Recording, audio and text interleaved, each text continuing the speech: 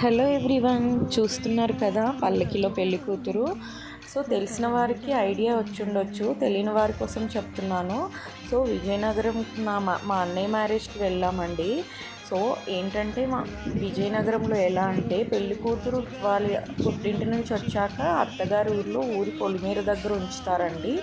అత్తవరసి ఎవరైతే ఉంటారో వాళ్ళు పల్లకిలో కూర్చోబెడతారు పెళ్లి కూతుర్ని. ఇలా ఊర్లో ఉన్న ముత్తైదువులు పెద్దలు అందరూ వచ్చి పెళ్లి కూతుర్ని వాళ్ళ ఊర్లోకి ఎంతో ఘనంగా డీజే సౌండ్స్తో డప్పు మేళాలతో చాలా సందడి చేస్తూ వాళ్ళ ఊర్లోకి ఆహ్వానిస్తారండి.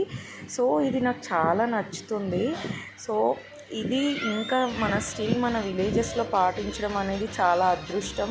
సో ఇంకా ఇలాంటివి కంటిన్యూ అవుతూ ఉంటున్నాయంటే మనం స్టిల్ వాటిని ఇంకా కాపాడుకుంటున్నాం, మన ఆచారాలన్నీ కూడా.